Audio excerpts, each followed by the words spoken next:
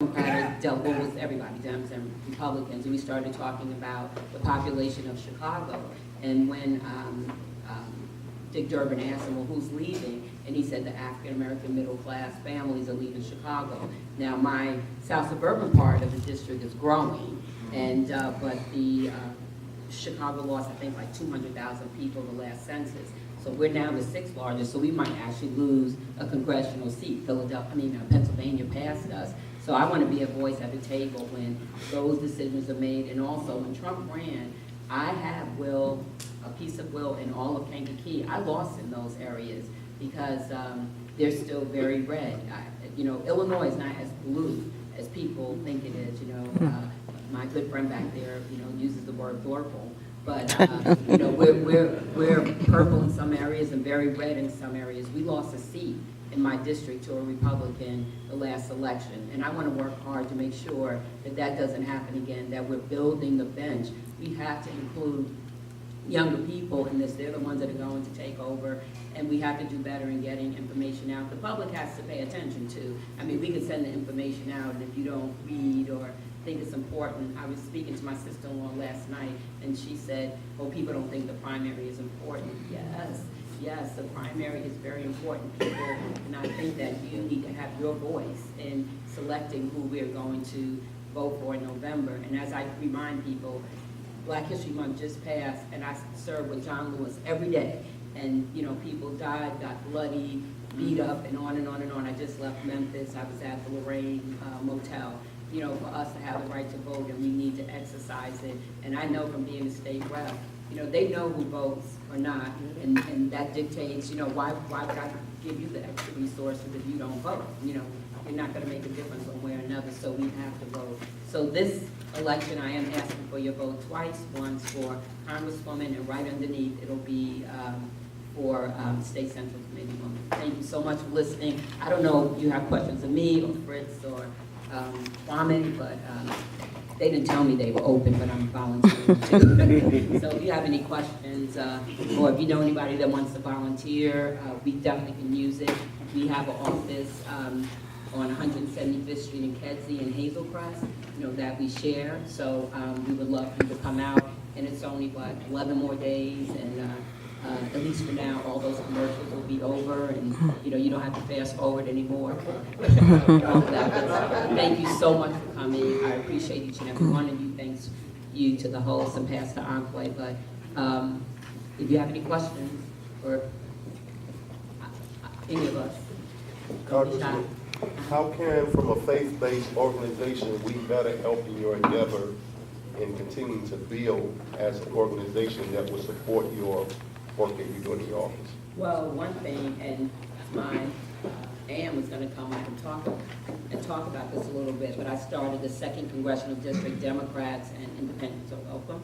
And what we're trying to do is, the part of my district is in the south suburbs, so we started there. But we're trying to find partners in the city so we can hold meetings, in different places. I know churches have to be a little careful, but so we can hold different things in the city so people know what's going on. And it's just to give updates of what's going on in D.C., what things are possible. Like I try to work with my mayors, not so much Ron, because he knows, but like the other mayors, I have like 30-something of them, like what grants are available. And the alderman and I have talked about that, like when we got 20 grant for 25 more police officers in the Chicago area, but I wanted to know, since I was a part of getting that, so will my, area in Chicago, like at 7, get more, police? I don't know. So, we need to work together, but any time you want us to come or host, or it's really keeping your constituents informed about what's going on and that they do have a voice. And then also letting us know what are issues that you see. My office, they are fantastic when it comes to constituent services. We've saved people money, gotten people money. We've worked with different municipalities and areas to get grants. Now, under this president, the grants have dried up, somewhat, but there's still some out there, especially a lot when it comes to the law enforcement area. But and also the other thing is, I'm on a task force that deals with police-community relations, and it's Republican and Democrats. It's some police, people that used to do police, and some people that didn't, and we've traveled the country. For some reason, they've been, I don't know, scared to come to Chicago, but I want them to come, and I want to do something in the city and something in the suburbs. My district is so long, so it's hard, you know. So, but I want participation there from clergy or your congregation, so people will have a voice, you know. So that's what helps, just, you know, keeping us informed and us keeping you informed. I have a housing event that we're going to do on the 7th, and we hope to do it May 5th. So we'll make sure you get that information. We have a youth fair coming up.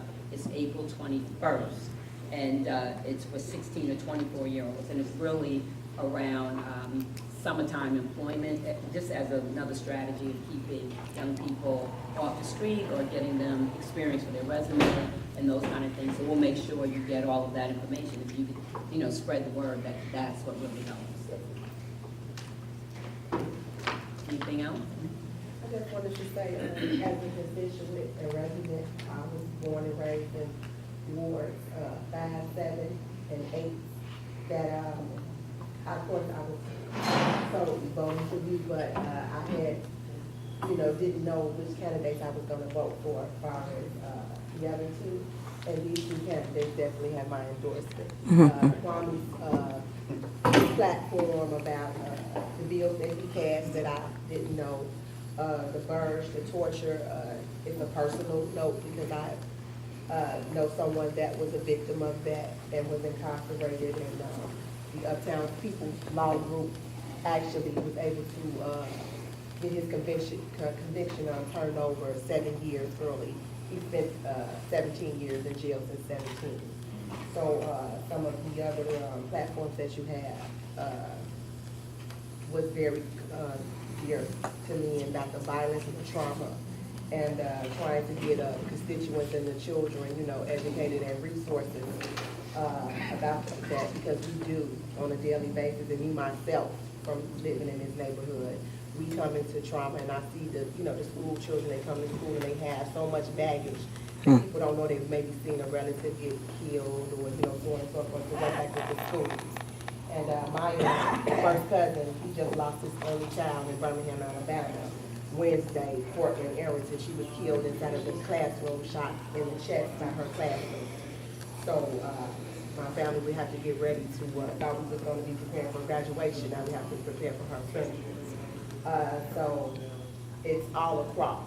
So you all being strong with those different areas, and from Illinois to help across the broad, because you know, I'm really now wondering about like Alabama, as far as their laws there, and that this happened to her because of a lack of them not doing metal detector searches every day, is which that student know he can bring that gun into school.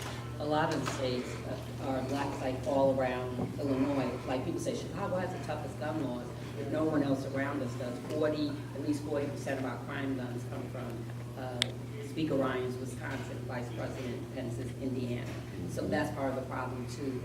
The trafficking and the store purchases are big, and we need national laws around that. But also, like Kwame said, it's not just about the laws, it's police-community relations, it's investing in the community so that young people pick up books and job skills and things like that, not guns. So it's everything, you know, working together. Thank you. Thank you. My comment was going to be similar. I'm here because I trust you, Robin, and I believe in you. And I did not know, I'm no longer in Chicago. I'm in South Holland and have been for the last two years. So I don't really know Chicago politics anymore, but I love Chicago, and I know Pastor Anque because we work together with the Ministerial Alliance. But I didn't know who we needed to support as Democrats. I mean, I say it openly, and I probably shouldn't, but it'll be a long day in whatever before I vote for a Republican, so they would have to show me a lot, because I've paid attention to the political arena, and I'm saddened by what I see in Washington, D.C. at this point. I do watch a lot of news programs on MSNBC. Tell everybody, don't watch that all day. I know. But I have some people that I have a lot of confidence in, and that helps me to stay grounded. But I'm here to support you in particular, and I'm glad that you do have these constituents here so that I know who to vote for.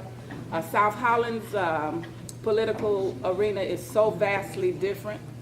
So I'm trying to adjust to those. I will not vote in any election because I understand the lack of vote takes money out of the communities, which I'm trying to get people to understand. If you don't vote, you cannot say what we get and what we don't get because your vote helps us to get what we should get. So that's a real misnomer for most people. They don't understand the importance of their vote. No matter who they're voting for, it is important. So, And your vote is important whether, it's President Obama running, it's important in the midterm. It is important every time. It's important if I know in Chicago they don't vote for school boards, but in the burbs they vote for school boards, and, the municipal votes are very important. It's all important. It's all important because, local government is where the rubber meets the road in a lot of ways, and then especially in the burbs, people don't take the time, to vote. They don't think it's important, but this election, we say it every election, but this election is the most important election. And one thing, I'm not going to get into who you vote for, but the thing is we have the redistricting coming up and the census coming up, and that's the other thing.